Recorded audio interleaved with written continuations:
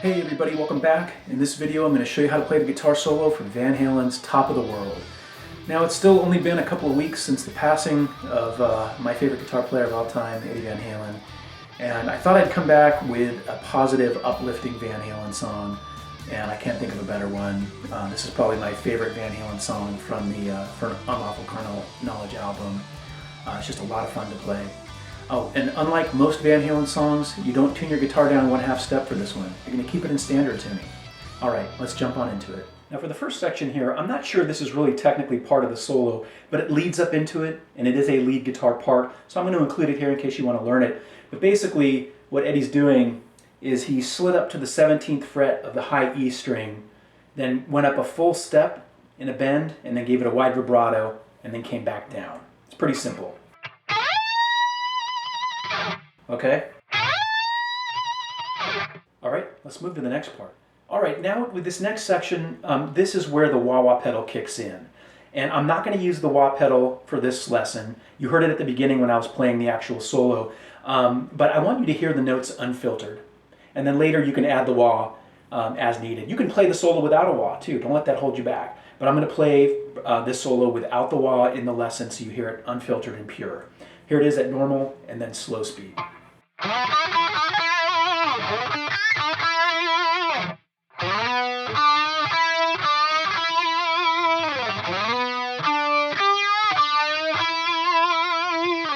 Now oftentimes I'll see the first half of it tabbed where instead of doing the 7th fret of the G string with a 1/2 step bend, they replace it with simply the 8th fret of the G string, so it goes like this.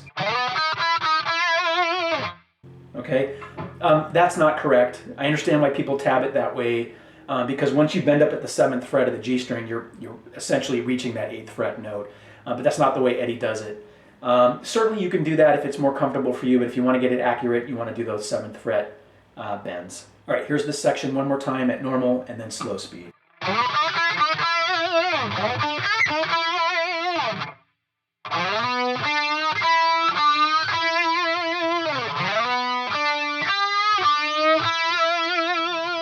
Let's move to the next part. The next section is going to go like this, normal and then slow speed.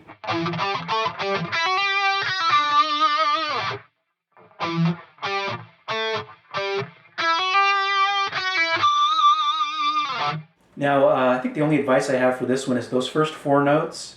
They're kind of a little bit choppy sounding. It's kind of a staccato feel. So what you're doing is you don't want the notes to ring out like this. You want to stop each note as soon as you play it, like this. Right? So you want to silence the note as soon as after you've hit it to give it that staccato, choppy feel. All right, here's this whole section one more time, normal and then slow speed.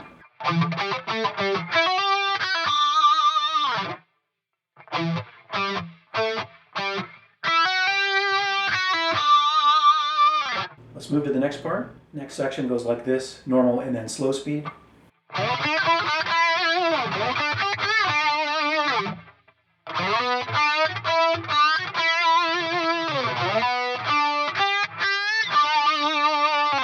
Now you'll notice that the first half of that is the same as the second section we went through, right? But what I want to call out here is in the second part of it, where we do those 8th fret bends. A lot of times what I'll see is people will simply replace those 2 8th fret notes with the first being just an 8th fret B string, and then the second 10th fret. So the second half would sound like this.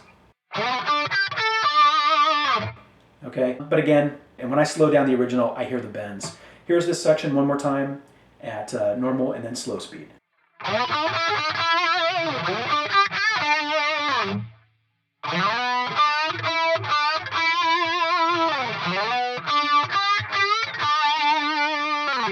Let's move to the next part.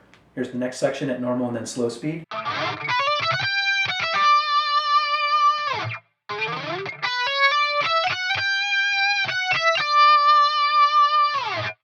Now the first thing I want to call out is notice that first ghost note at the 11th fret of the G that I'm sliding up to. Basically, remember the last part when we ended like this? And we slid down? That same slide down, then you slide back up, and it's approximately the 11th fret, right? Okay, so don't get too hung up on that 11th fret. It's just an approximation of where Eddie slid back up to. And then you do the rest like this.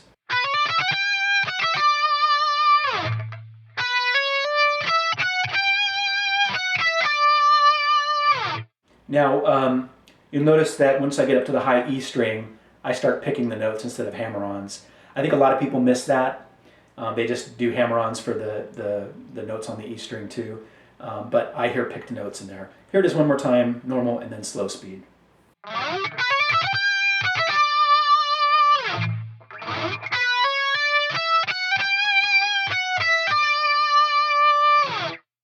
All right, let's keep moving. Now from this section on, the wah-wah pedal is turned off if you had been using one.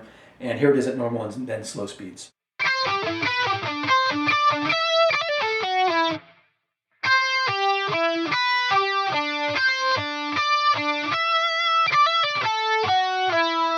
Now for this part, what I want to call out is that you'll notice that Ed's doing these triads, right? There's a C followed by a D, and then, I'm sorry, a G, then there's a D later. You don't want those notes to blend. Okay, so treat it like you would a sweep picking, right? Where as you're moving through the strings, you're lifting your finger off after the note's been hit so that it doesn't ring out and blend with the others. So for example, the first 3 notes, if I just played them and didn't lift my fingers off, that's not what you want to do. You want to make sure that as you're going through those 3 notes, that you're lifting your finger off the note you just hit, so only each note in order sounds individually, not collectively. Okay, let me show you again. Okay, instead of... Now it gets a little bit trickier when you get down to the 12th fret and you've got your finger barred across all 3 strings. You want to roll your finger off the strings after you hit them, kind of like this. All right, takes a little bit of practice, but you'll get it down. And then of course, just continue to do that throughout this section. Make sure you're not letting the notes really blend together. And we're going to come back to this section a little bit later, and I'll show you what Eddie would do live. The next section goes like this, normal and then slow speed.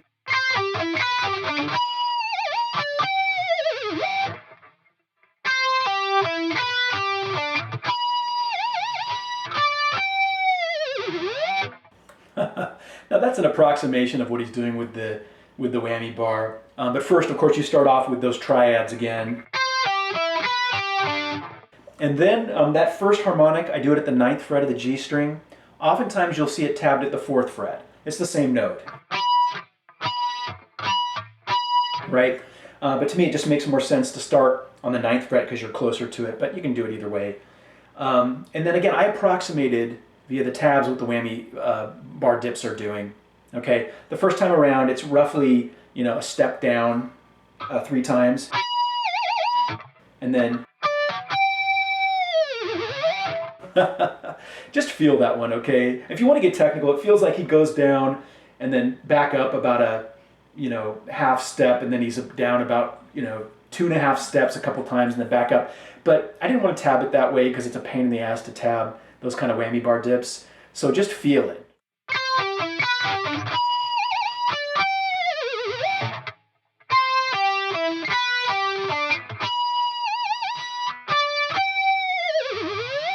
All right, let's move to the next part. All right, for this next section, you've seen most of it already, and it goes like this.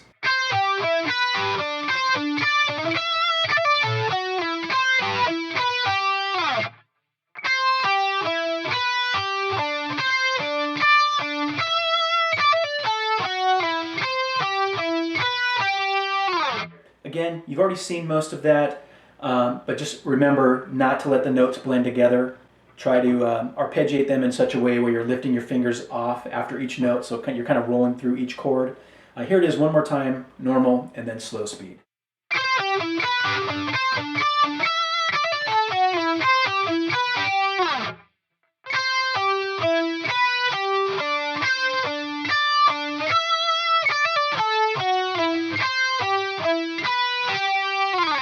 Okay, now I want to revisit the last 3 sections to show you what Ed does live. And the reason I want to do this is because if you're playing in a band with one guitar player, you might find this to sound better. This is kind of what Ed did live. I say kind of because we know that, you know, live Eddie would always improvise, and he would never do things rarely exactly as on the record. Even Night to Night, there could be differences in what he did and how he approached it. But generally, this is what he did. But first, let me show you the 3 sections I'm talking about. Then I'll show you the alternate live way.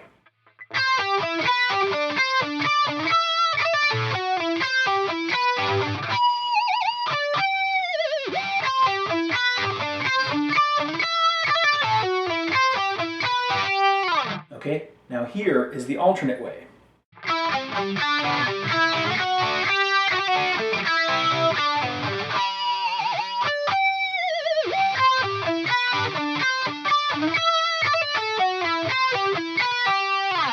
Okay, so what we did there is for the first third, before the harmonics and whammy bar dips, we interjected, or we changed it to the rhythm part from the record, which is what Eddie would do live. Okay, so you start off with the, then the whammy bar dips, and then the lead part. Okay? And so I wanted to show you that because, again, I think it's fun to play it that way. You may like it that way better if you're playing in a one guitar band, or you just may like it better. So try both ways and play it whichever way sounds best to you. All right, let's keep moving. All right, the next part goes like this, normal and then slow speed.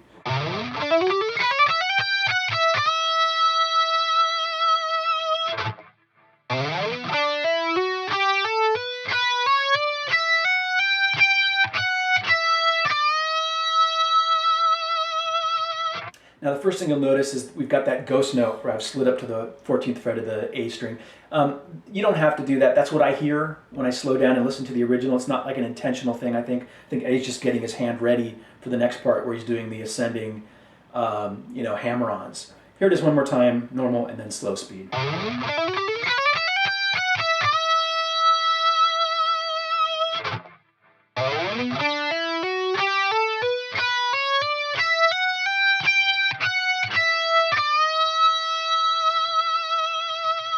All right, so the last part here that I want to show you, I'm not sure it's technically part of the solo, once again, but I've never seen anyone transcribe it. And it happens right after the solo, so I wanted to include it and get your thoughts. So right after that last note we did, the rhythm guitar switches back to the intro where it does the, etc. And then a few seconds later, when Sammy sings Hey Baby, you can hear this little lick where Eddie slides up and down the fretboard behind that. It's buried in the mix. It's kind of hard to hear, but what I hear is like this. All right, and so basically those first 2 notes, you're not picking it, you're just sliding your fingers down the string. It's like fret noise, okay? Kind of like that. And then, all right, the last 3 notes are pinch harmonics. That's what I hear when I slow down the original track. It's buried in there, it's hard to hear, but let me know what you think. I'd love to hear your thoughts on that because I've never seen anyone else transcribe it. All right, that was my lesson on how to play the guitar solo from Van Halen's Top of the World. If you liked it, I would appreciate a thumbs up, and please hit that subscribe button if you haven't already. And if you have any questions or comments, leave them down below and I will attempt to answer them as time allows. Until next time, rock on.